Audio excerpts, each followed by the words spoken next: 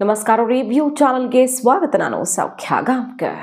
ಎಲ್ಲ ಸಮಸ್ಯೆ ಬಗೆಹರಿತು ಯತ್ನಾಳ್ ಉಚ್ಚಾಟನೆಯ ಮೂಲಕ ಅಂತ ಅಂದುಕೊಳ್ತಾ ಇದ್ದವ್ರಿಗೆ ಡೆಲ್ಲಿ ಆಘಾತ. ರಾಜ್ಯ ಬಿಜೆಪಿಯಲ್ಲಿ ಬಹುದೊಡ್ಡ ಲೆಕ್ಕಾಚಾರವೊಂದನ್ನು ಹಾಕ್ಕೊಂಡಿದೆಯಾ ಈಗ ಬಿಜೆಪಿ ಹೈಕಮಾಂಡ್. ಹಾಗಾದರೆ ಯಾಕೆ ವಿಜಯೇಂದ್ರ ಇಷ್ಟು ಟೆನ್ಷನ್ನಲ್ಲಿರೋದು? ಅಸಲಿಗೆ ಯತ್ನಾಳ್ ಉಚ್ಚಾಟನೆ ಬಳಿಕ ವಿಜಯೇಂದ್ರ ನೇರವಾಗಿ ಸಂಭ್ರಮಾಚರಣೆ ಮಾಡದೇ ಇದ್ರು, ಅವರ ಕ್ಯಾಂಪ್ನ ನಾಯಕರು ಸಂಭ್ರಮಿಸಬೇಕಿತ್ತು. ಆದರೆ ಅದಕ್ಕಿಂತ ಹೆಚ್ಚು ಟೆನ್ಷನ್ ವಿಜಯೇಂದ್ರ ಅವ್ರನ್ನ ಆವರಿಸ್ಕೊಂಡಿರೋದು ಯಾಕೆ? ಈ ಮಹತ್ವದ ಬೆಳವಣಿಗೆ ಬಗ್ಗೆ ಡೆಲ್ಲಿ ಬರಸಿಡಿಲು ಯಾಕೆ ಹಾಗಾದರೆ ಅನ್ನೋದ್ರ ಬಗ್ಗೆ ಮಾಹಿತಿ ಮುಂದೆ ಇಡ್ತಾ ಹೋಗ್ತೀವಿ. ಮಿಸ್ ಮಾಡದೆ ನಮ್ಮ ಚಾನಲ್ನ ಸಬ್ಸ್ಕ್ರೈಬ್ ಮಾಡಿ, ನಿಮ್ಮ ಅಭಿಪ್ರಾಯ ಕಮೆಂಟ್ ಮಾಡಿ ತಿಳಿಸಿ. ಎಸ್ ವೀಕ್ಷಕರೇ, ಸದ್ಯ ಈಗ ಯತ್ನಾಳ್ ಉಚ್ಚಾಟನೆಯೋ ಆಯಿತು. ಯತ್ನಾಳ್ ಮುಂದೇನು ಮಾಡ್ತಾರೆ? ಪಕ್ಷ ಕಟ್ತಾರಾ, ಸುಮ್ಮನಿರ್ತಾರ? ಡೆಲ್ಲಿಯಿಂದ ಕೆಲವು ನಾಯಕರೆಲ್ಲ ಕಾಲ್ ಮಾಡಿ ಹೈಕಮಾಂಡ್ ಗಮನಿಸ್ತಿರತ್ತೆ, ಹುಷಾರಾಗಿರಿ, ಮುಂದಿರುವಂಥ ಭವಿಷ್ಯವನ್ನಾದರೂ ಹಾಳು ಮಾಡ್ಕೊಳ್ಬೇಡಿ ಅನ್ನುವ ಸಂದೇಶನೂ ಬಂದಿದೆ ಅವರಿಗೆ. ಅದಾದಮೇಲೂ ಅಬ್ಬರಿಸ್ತಾ ಇದ್ದಾರೆ. ಸೊ ಒಂದು ರೀತಿಯಲ್ಲಿ ಅವರ ಮಾತು ಅಬ್ಬರ ಆರ್ಭಟವೇ ವಿಜಯೇಂದ್ರಗೆ ಇದುವರೆಗಿನ ಪ್ಲಸ್ ಪಾಯಿಂಟ್ ಆಗ್ತಾ ಬಂದಿದ್ದು, ಅದರಲ್ಲಿ ಡೌಟ್ ಇಲ್ಲ. ಆದರೆ ಅಷ್ಟೇ ಸಾಕಾ? ಈಗ ಯತ್ನಾಳ್ ಉಚ್ಚಾಟನೆಯೊಂದೇ ವಿಜಯೇಂದ್ರ ಗೆಲುವು ಅಂತ ಹೇಳೋದಕ್ಕೆ ಸಾಕ? ಅಂದರೆ ಇಲ್ಲೇ ಸಿಗ್ತಿರೋದು ಈಗ ಆಘಾತಕಾರಿ ಸುದ್ದಿ. ಹೈಕಮಾಂಡ್ ಮುಂದಿನ ನಡೆ ಏನು ಹಾಗಾದರೆ? ಈಗ ಯತ್ನಾಳ್ ಉಚ್ಚಾಟನೆ ಆಯಿತು, ಆದರೆ ಅಧ್ಯಕ್ಷ ಕುರ್ಚಿಗೆ ವಿಜಯೇಂದ್ರ ಹೆಸರು ಮರು ಘೋಷಣೆ ಮಾಡ್ತಾರಾ ಇಲ್ವಾ ಅನ್ನೋದಿದೆಯಲ್ವ. ಈಗ ಅಧ್ಯಕ್ಷರಾಗಿದ್ದಾರೆ ಅವರು, 1 ವರ್ಷ ಕಂಪ್ಲೀಟ್ ಆಗಿದೆ. ಆದರೆ ಮತ್ತೆ ಈಗ ಹೊಸ ಅಧ್ಯಕ್ಷರ ಆಯ್ಕೆ ಚುನಾಯಿತರು ಅಂತಾನೋ, ಸರ್ವಾಭಿಮತದಿಂದ ಎಲ್ಲರ ಅಭಿಪ್ರಾಯ ಸಂಗ್ರಹದಿಂದ ನಿರ್ಧಾರ ಆಗಿದೆ ಅಂತಾನೋ ವಿಜಯೇಂದ್ರ ಅವರ ಹೆಸರನ್ನು ಫೈನಲ್ ಮಾಡಿ ಈಗ ಘೋಷಣೆ ಮಾಡಿದ್ರಿದೆಯಲ್ಲ, ಅಂದರೆ ಅವ್ರನ್ನ ಮರು ಆಯ್ಕೆ ಮಾಡಿದ್ರಿದೆಯಲ್ಲ, ಅವರು ಎಲೆಕ್ಷನ್ ಅಂದರೆ 28ರ ಚುನಾವಣೆಯ ಸಾರಥ್ಯವನ್ನು ವಹಿಸಿಕೊಳ್ಳಿದ್ದಾರೆ. ಆಗ ಅವರು ಅಂದ್ಕೊಂಡು ಲೆಕ್ಕಾಚಾರ, ಯಡಿಯೂರಪ್ಪನವ್ರ ಲೆಕ್ಕಾಚಾರ ಒಂದು ಹಂತಕ್ಕೆ ಪಕ್ಕ ಆಗಬಹುದು. CM ಆಗಬೇಕು ಅನ್ನೋ ಕನಸು ನನಸಾಗುತ್ತೋ ಬಿಡುತ್ತೋ, ಆದರೆ ಅವಕಾಶ ಅಂತೂ ಸೃಷ್ಟಿಯಾದಂಗೆ ಆಗುತ್ತೆ. ಇಲ್ಲಿ ಹೈಕಮಾಂಡ್ ಆಲೋಚನೆ ಬೇರೆ ಇದ್ದಂಗೆ ಕಾಣಿಸ್ತಾ ಇದೆ. ಮರು ಆಯ್ಕೆ ಘೋಷಣೆ ಮಾಡಿದ್ರೆ 3 ವರ್ಷ ಫಿಕ್ಸು. ಆದರೆ ಯಥಾವತ್ತಾಗಿ ಪರಿಸ್ಥಿತಿ ಮುಂದುವರೆದ್ರೆ, ಈಗ 1 ವರ್ಷ ಆಗಿದೆ, 26ರಷ್ಟೊತ್ತಿಗೆ ವಿಜಯೇಂದ್ರ ಕೆಳಗಿಳಿಸುವಂತಹ ಸಂಭವ, 26, 27ರ ಆರಂಭದಲ್ಲಿ ವಿಜಯೇಂದ್ರ ಆಗ ಇಳಿಬೇಕಾಗಿ ಬರಬಹುದು. ಸೊ ಮರು ಘೋಷಣೆ ಮಾಡದೇ ಇದ್ದರೆ ವಿಜಯೇಂದ್ರಗೆ ತೂಗುಗತ್ತಿ ಅಂತಲೇ ಅರ್ಥ. ಯತ್ನಾಳ್ ಉಚ್ಚಾಟನೆಯೇ ಎಲ್ಲದಕ್ಕೂ ಪರಿಹಾರ ಅನ್ನೋದೇ ಆಗಿದ್ರೆ, ವಿಜಯೇಂದ್ರ ಅಧ್ಯಕ್ಷ ಸ್ಥಾನಕ್ಕೆ ಮರು ಆಯ್ಕೆ ಅಂತ ಘೋಷಣೆಯೂ ಅಷ್ಟೇ ತ್ವರಿತಗತಿಯಲ್ಲಿ ಆಗಬೇಕಿತ್ತು. ಬಟ್ ಅದಾಗ್ತಾ ಇಲ್ಲ. ಏನು ಆಲೋಚನೆಯಲ್ಲಿದೆ ಹೈಕಮಾಂಡ್? ಆ ಘೋಷಣೆ ಬರೋ ತನಕನೂ ವಿಜಯೇಂದ್ರಗೆ ಇದು ನುಂಗಲಾರದ ತುತ್ತೆ. ಯಥಾ ಪರಿಸ್ಥಿತಿಯಲ್ಲಿ ಮುಂದುವರಿಯಲಿ ಅಂತ ಹೇಳಿದ್ರೆ ಯಾವಾಗಲಾದರೂ ಏನೇ ನಿರ್ಧಾರವನ್ನಾದರೂ ಹೈಕಮಾಂಡ್ ತಗೊಳ್ಬಹುದು ಅಂತ ಯತ್ನಾಳ್ ಹೇಳ್ತಾ ಇದ್ರಲ್ಲ. ಈಗ ನನಗೆ ಶಾಕ್ ಕೊಟ್ಟಿದ್ದಾರೆ, ನಾಳೆ ಎನಿ ಟೈಮ್ ವಿಜಯೇಂದ್ರಗೆ ಇದೇ ಶಾಕ್ ಎದುರಾಗಲಿದೆ, ನೋಡ್ತಾ ಇರಿ ಅಂತ. ಇದು ಯತ್ನಾಳ್ ಅವರ ಭವಿಷ್ಯ ಅಷ್ಟೇನಾ? ಹೈಕಮಾಂಡ್ ಲೆಕ್ಕಾಚಾರವೂ ಕೂಡ ಇದೇನಾ? ಯತ್ನಾಳ್ ಮಿತಿ ಮೀರಿ ಹೋಗಿದ್ರು, ಎಲ್ಲೇ ಮೀರಿ ಮಾತನಾಡೋದಕ್ಕೆ ಶುರು ಮಾಡಿದ್ರು. ಅವ್ರಿಗೆ ಕೊಟ್ಟಿರೋ ಆಫರು, ಸಂಧಾನದ ಸೂತ್ರ ಎಲ್ಲವನ್ನೂ ಮುರಿದ್ರು.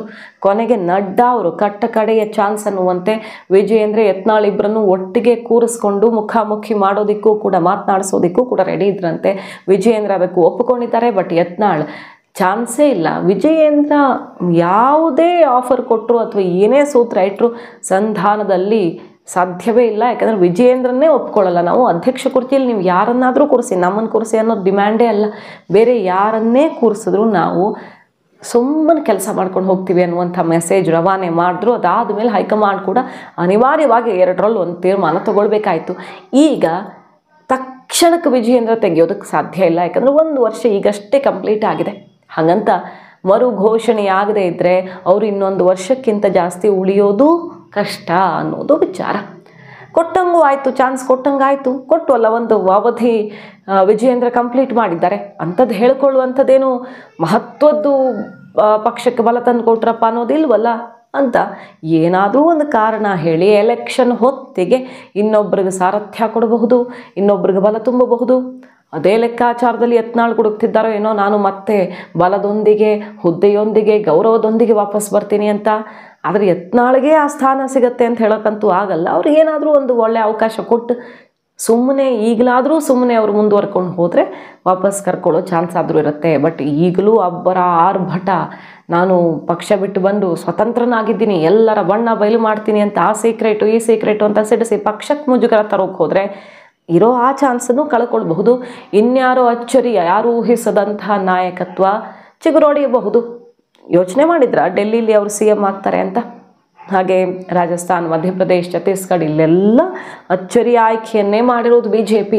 ಸೊ ಇರುವಂಥ ಸೀನಿಯರ್ಸನ್ನೇ ಬಿಟ್ಟು ಇವರು CM ಆಗೇ ಬಿಡ್ತಾರೆ ಅಂತ ಎಲ್ಲರೂ ಎಕ್ಸ್ಪರ್ಟ್ಸ್ ಹೇಳ್ತಿರುವಾಗ ಯಾರೂ ಅರಿಯದ ಹೆಸರನ್ನು ಫಸ್ಟ್ ಟೈಮ್ MLAನೂ ತಂದು CM ಮಾಡಬಲ್ಲರು ಅಂದರೆ BJP ಹೈಕಮಾಂಡ್ ನಾಯಕರು. ಕರ್ನಾಟಕದಲ್ಲಿ ಏನು ಕಷ್ಟ ಅಲ್ಲ, ಕರ್ನಾಟಕದಲ್ಲೂ ಅಂಥ ಪ್ರಯೋಗ ಖಂಡಿತ ಮಾಡಬಹುದು. ಸೊ ಆ ಟೆನ್ಷನ್ನಲ್ಲಿದ್ದಾರೆ ವಿಜಯೇಂದ್ರ. ಈಗ ಸಂಭ್ರಮಾಚರಣೆ ಯಾಕೆ ಆಗ್ತಿಲ್ಲ ಯತ್ನಾಳ್ ಉಚ್ಚಾಟನೆ ಬಳಿಕವು ಅಂದರೆ ಮರು ಆಯ್ಕೆ ಅನ್ನುವ ಘೋಷಣೆ ಆಗಿಲ್ಲ. ವಿಜಯೇಂದ್ರ ಬಾಳಿಕೆ ಬರೋದು ಇನ್ನು 1 ವರ್ಷ ಅಷ್ಟೇನಾ, 3 ವರ್ಷಕ್ಕೆ ಚಾನ್ಸು ವಿಸ್ತರಿಸಲ್ಪಡುತ್ತಾ ಅನ್ನುವಂಥ ಪರಿಸ್ಥಿತಿಯಲ್ಲಿ ಈಗ ಒದ್ದಾಡ್ತಿರೋದು, ತೊಳಲಾಟ ಕಾಣಿಸ್ತಾ ಇದೆ. ಏನು ಮಾಡತ್ತಪ್ಪ ಹೈಕಮಾಂಡ್, ವಾಟ್ ನೆಕ್ಸ್ಟ್, ಮುಂದಿನ ನಡೆ ಏನು ಅನ್ನೋ ರೀತಿಯಲ್ಲಿ. ಇತ್ತ ಯತ್ನಾಳ್ಗೆ ಅವರ ಟೀಮ್ನ ನಾಯಕರು 3 ತಿಂಗಳ ಅಭಯವನ್ನು ಕೊಟ್ಟಿದ್ದಾರಂತೆ. ದೇವೇಂದ್ರ ಫಡ್ನವೀಸ್ ಅವರ ಮೂಲಕ, ತಾವ್ಡೆ ಅವರ ಮೂಲಕ, ಮಹಾರಾಷ್ಟ್ರದ ಪ್ರಮುಖ ನಾಯಕರ ಜೊತೆಗೆ, ಹೈಕಮಾಂಡ್ಗೆ ಹತ್ತಿರ ಇರುವಂಥ RSS ನಾಯಕರ ಜೊತೆಗೆ ನಾವು ಕೈಕಾಲು ಹಿಡ್ದಾದ್ರೂ ಸರಿ ನಿಮ್ಮನ್ನು 3 ತಿಂಗಳಲ್ಲಿ ವಾಪಸ್ ಕರ್ಕೋತೀವಿ, ಅಲ್ಲಿ ತನಕ ನೀವು ತುಟಿಕ್ ಪಿಟಿಕ್ ಅನ್ಬೇಡಿ, ನೀವು ಮಾತಾಡಿದ್ದೇ ನಮಗೆ ಕಾಸ್ಟ್ಲಿ ಆಗಿರೋದು, ಕೆಲಸ ಮಾಡಿದ್ದಲ್ಲ. ಕೆಲಸ ನೀವು ಮಾಡ್ತಿರೋದು ಸರಿ ಇದೆ, ನಾವು ತೊಗೊಂಡಿರೋ ತೀರ್ಮಾನ ಸರಿ ಇದೆ, ಅದರಲ್ಲಿ ಕಾಂಪ್ರಮೈಸೇ ಇಲ್ಲ, ಈಗಲೂ ನಾವು ಬದ್ಧರಾಗಿರ್ತೀವಿ. ಆದರೆ ನೀವು ಮಾತಾಡೋದೇ ದೊಡ್ಡ ಡ್ಯಾಮೇಜ್ ಆಗ್ತಿದೆ. ಇನ್ನು ಮುಂದೆ ನಾವು ಏನೇ ಮಾಡಿದ್ರೂ ಮಾತಾಡದೆ ಮುಂದೆ ಸಾಗಬೇಕು. ಇನ್ನು 3 ತಿಂಗಳು ಗಪ್ ಚುಪ್ ಅಂತ ಇದ್ಬಿಡಿ, ನಿಮ್ಮನ್ನು ಪಕ್ಷಕ್ಕೆ ವಾಪಸ್ ಕರ್ಕೊಂಡು ಬರುವಂಥ ಜವಾಬ್ದಾರಿ ನಾವು ತಗೊಳ್ತೀವಿ. ದೇವೇಂದ್ರ ಫಡ್ನವೀಸ್ ಅವ್ರನ್ನೂ ಸಂಪರ್ಕಿಸಿದ್ದೀವಿ ಅನ್ನುವಂಥ ಭರವಸೆಯನ್ನು ರಮೇಶ್ ಜಾರಕಿಹೊಳಿ ಸೇರಿದಂತೆ ರೆಬೆಲ್ ಟೀಮ್ನ ನಾಯಕರು ಈಗ ಕೊಟ್ಟಿದ್ದಾರೆ. ಆಯಿತು, ನೀವು ಏನು ಮಾಡ್ತಿರೋ ಮಾಡ್ರಪ್ಪ, ನಾನು ನೀವು ಹೇಳ್ದಂಗೆ ಮಾಡ್ತೀನಿ ಅಂತ ಮೀಟಿಂಗಲ್ಲಿ ಹೇಳಿ ಎದ್ದು ಬಂದ ಯತ್ನಾಳ್ ಅವರು ಹೊರಗಡೆ ಬರ್ತಾ ಇದ್ದ ಹಾಗೆ CD ಸೀಕ್ರೆಟು, ವಿಜಯೇಂದ್ರ ವಿರುದ್ಧ ವಾಗ್ದಾಳಿ, ಆ ಗುಡುಗು ಸಿಡಿಲು ಇನ್ನೂ ಜಾಸ್ತಿಯಾಗಿ ಮುಂದುವರಿತಾ ಇದೆ. ಹೊಸ ಪಕ್ಷ ಕಟ್ತೀನಿ ಅನ್ನುವಂಥ ಶಬ್ದವನ್ನು ಎತ್ತಬೇಡಿ, ಪಕ್ಷ ಗಮನಿಸ್ತಾ ಇರುತ್ತೆ ಎಲ್ಲವನ್ನು. ಹೈಕಮಾಂಡ್ ನಾಯಕರಿಂದನೇ ಕಾಲ್ ಬಂದಿದೆ, ಸಂದೇಶ ಬಂದಿದೆ, ಇರೋ ಭವಿಷ್ಯವನ್ನು ಹಾಳು ಮಾಡ್ಕೊಳ್ಬೇಡಿ ಅನ್ನುವ ಕಿವಿ ಮಾತು ಅವ್ರಿಗೆ ಹೇಳಿ ಅನ್ನೋ ಕಾಲ್ ಬಂದುಬಿಟ್ಟಿದೆಯಲ್ವ. ಇನ್ನೂ ನಾವು ತಪ್ಪು ಮಾಡಿಕೊಂಡ್ರೆ ಕಷ್ಟ ಆಗುತ್ತೆ. ಸೊ ಹೊಸ ಪಕ್ಷ ಮತ್ತೊಂದು ಮಗದೊಂದು ಯಾವುದ್ರ ಬಗ್ಗೆನೂ ಚಕಾರನೂ ಎತ್ತಬೇಡಿ, ನೀವು ಸುಮ್ಮನೆ ಎತ್ತುಬಿಡಿ, ಕೆಲಸ ಮಾಡ್ಕೊಂಡು ಸುಮ್ಮನೆ ಇದ್ದುಬಿಡಿ, ನಮಗೆ ಬಿಡಿ ಅಂದಿದ್ದಾರಂತೆ. ಅದ್ರ ಮೇಲೂ ಕೂಡ ಯತ್ನಾಳ್ ಅವರು ಅಬ್ಬರಿಸ್ತಿದ್ದಾರೆ. ಆ ಗುಡುಗು ಸಿಡಿಲೇ ಅವರ ವಿರೋಧಿಗಳಿಗೆ ಪ್ಲಸ್ ಪಾಯಿಂಟ್ ತಂದು ಕೊಟ್ಟರು, ಅಚ್ಚರಿ ಇಲ್ಲ. ಮತ್ತು ಅದು ಈಗ ರೆಬಲ್ ಟೀಮ್ನಲ್ಲಿ ಯತ್ನಾಳ್ ನಂಬಿಕೊಂಡಿದ್ದಂಥ ನಾಯಕರನ್ನು ಕಂಗೆಡಿಸಿರೋದು. ಇವರನ್ನು ಏನು ಮಾಡಿದ್ರು ದಾರಿಗೆ ತರೋದಕ್ಕೆ ಆಗ್ತಿಲ್ವಲ್ಲ ಅಂತ. ಮಾಹಿತಿ ನಿಮ್ಗೆ ಇಷ್ಟ ಆಗಿದ್ರೆ ಮಿಸ್ ಮಾಡಿದ್ರೆ ನಮ್ಮ ಚಾನಲ್ನ ಸಬ್ಸ್ಕ್ರೈಬ್ ಮಾಡಿ, ನಿಮ್ಮ ಅಭಿಪ್ರಾಯ ಕಮೆಂಟ್ ಮಾಡಿ ತಿಳಿಸಿ. Thank you.